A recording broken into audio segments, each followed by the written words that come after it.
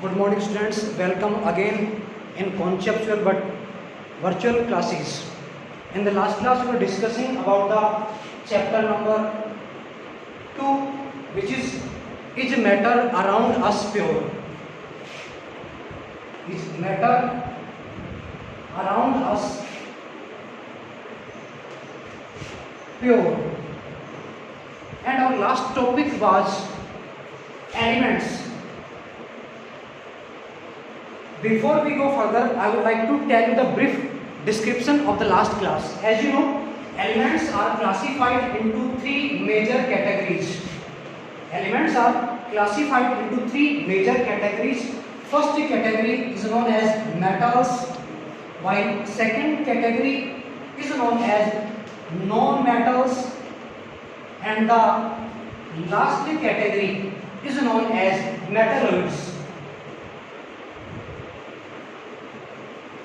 Metalloids. This classification is based on the physical and chemical properties of the elements. In the last class we were discussing about the properties of metals. Listen again. Some specific properties are there in metals, like ductility. The property in which we can draw wires from a metal is known as ductility. Malleability is the property of metals in which we can convert metals into thin sheets. Sonorous, you know sonorous. It is a property of metals in which they produce sound on heating. They produce sound on heating. And one more property is also there, which is very important property of metals, and the property is electrical conductance. Electrical conductance. It means most of the metals are.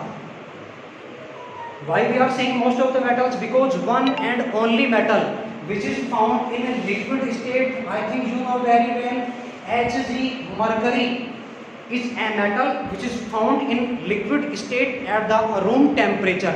Except mercury, all the metals are good conductor of electricity in the molten state.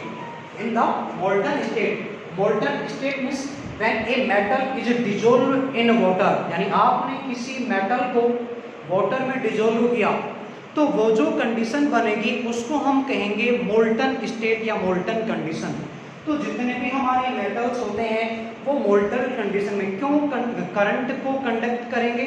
क्योंकि जैसे आप molten condition में लाएंगे metals में तो उनमें ions का formation होगा और जो इलेक्ट्रॉन्स है वो वहाँ डिस्टर्ब होंगे और इलेक्ट्रॉन के डिस्टर्ब होने की वजह से करंट का कंडक्शन होगा. तो हम कह सकते हैं कि जो मेटल्स होते हैं वो करंट के अच्छे कंडक्टर होते हैं. Metals are good conductor of electricity. Example की बात भी हमने कर ली थी, जैसे कि सोडियम आपका मेटल है, सिंबल Na.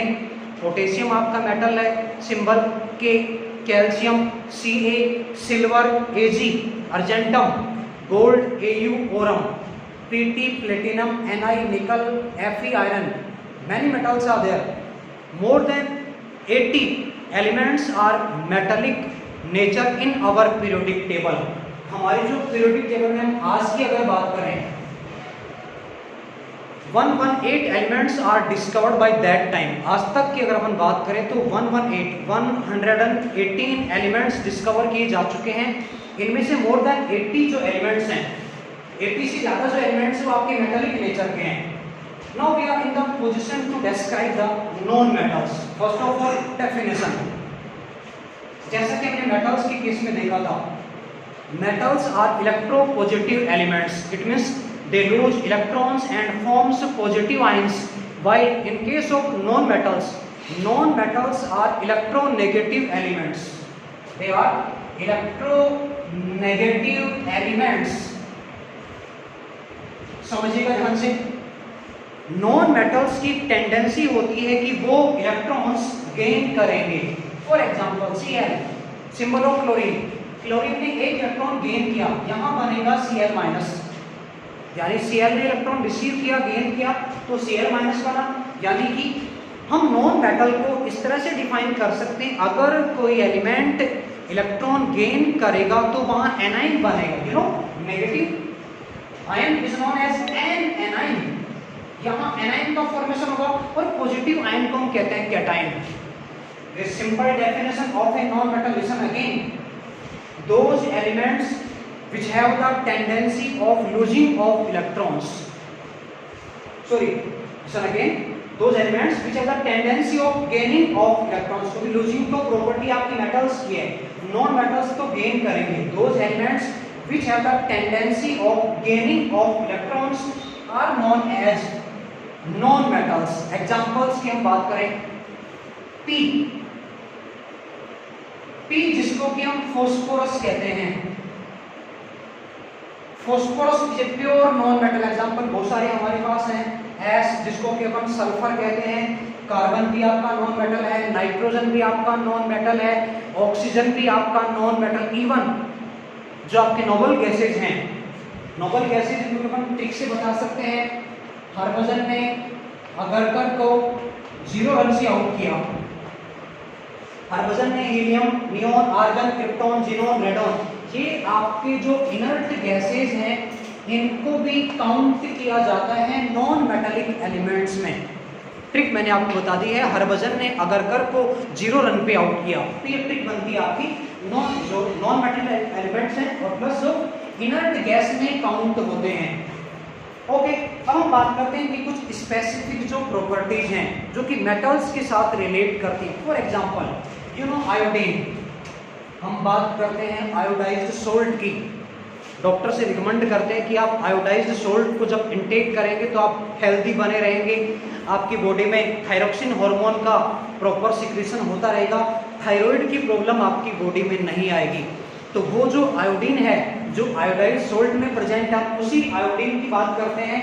और आयोडीन एक ऐसा नॉन मेटल है जिसमें डायमंड की तरह की नेचर होती है, यानी आयोडीन आपका लस्टरस नॉन मेटल है, शाइनिंग सरफेस शो करता है। तो एक स्पेसिफिक प्रॉपर्टी होगी आयोडीन की, नॉन मेटल है। इसी तरह बात करें ब्रोमीन की, ब्रोमीन आपका एक ऐसा नॉन मेटल है जो कि लिक्विड फॉर्म में प्रेजेंट है, ब्रोमीन नॉन मेटल आपका लिक्विड फॉर्म में प्रेजेंट है। मोस्टली नॉन मेटल जो आपके होते हैं वो लिक्विड फॉर्म में भी होते हैं, गैसियस फॉर्म में भी होते हैं, कुछ आपके सॉलिड फॉर्म में भी हैं, लेकिन यहाँ ब्रोमीन जो आपका है वो प्योर लिक्विड फॉर्म में प्रेजेंट है। इसके साथ साथ क्लोरीन भी आपका नॉन मेटल है और फ्लोरीन भी आपका नॉन मेटल है। फ्लोरीन, क्लोरीन, ब्रोमीन, आयोडीन को एक स्पेसिफिक नाम दिया जाता है, और वो स्पेसिफिक नाम आप मेरे ख्याल से पूरा जो है बोर्ड देख पा रहे होंगे। स्पेसिफिक नाम दिया जाता है फ्लोरीन, क्लोरीन, ब्रोमीन, आयोडीन को, और इनको हम कहते हैं हैलोजन। हो सकता है मैटर आपके ऊपर से जा रहा हो, क्योंकि हो सकता है कि आपने 8th क्लास तक साइंस को ढंग से नहीं पढ़ा होगा, तो मैं मानता हूँ कि चीज़ें आपके जहन में नहीं जा रही होंगी। फिर भी आप कोशिश करिएगा, क्योंकि ये कॉन्सेप्ट आपका 9th क्लास का जो है वो 10th क्लास में भी आपको बेनिफिट प्रोवाइड करवाने के साथ साथ 11th क्लास में भी आपकी फाउंडेशन को मजबूत करेगा। Be careful and be aware also. ये बात होगी आपके नॉन मेटल्स। अब बात करते हैं मेटलॉइड्स की। हमने मेटल पढ़ लिए हैं, नॉन मेटल पढ़ लिए हैं, तो इनकी जानकारी अब हमारे लिए मुश्किल नहीं रहेगी, because metalloids are those elements which show the properties like metals as well as non metals. यानी मेटल जो होते हैं मेटल्स की तरह भी बिहेव करते हैं और नॉन मेटल्स की तरह भी बिहेव करते हैं। मेटल्स की तरह बिहेव करते हैं और नॉन मेटल्स की तरह बिहेव करते हैं। एग्जांपल मैं आपको यहाँ बताना चाहूँगा। Two important examples are here for metalloids. First one Si silicon and second one Ge germanium. Germanium ये आपके मोस्ट कॉमन मेटलॉइड्स की कैटेगरी में आते हैं। तो इस तरह हमने देखा कि जो एलिमेंट्स हैं वो 3 कैटेगरीज में डिवाइड किए जाते हैं, मेटल्स, नॉन मेटल्स और मेटलॉइड्स। ध्यान से पढ़िएगा। कल की क्लास में बात करेंगे कंपाउंड्स की, और उसके बाद अपन चैप्टर नंबर 2 को फिनिश करेंगे। जैसा कि आपको पता है चैप्टर नंबर 2 और 1 से क्वेश्चन नहीं आने वाले हैं, कॉन्सेप्ट अपन समझ रहे हैं, कंपाउंड अपन कल डिस्कस कर लेंगे एग्जांपल्स के साथ में। उसके बाद चैप्टर 2 को खत्म करके हम कल ही चैप्टर नंबर 3 स्टार्ट करेंगे, atoms and molecules. That's all for today. Thank you.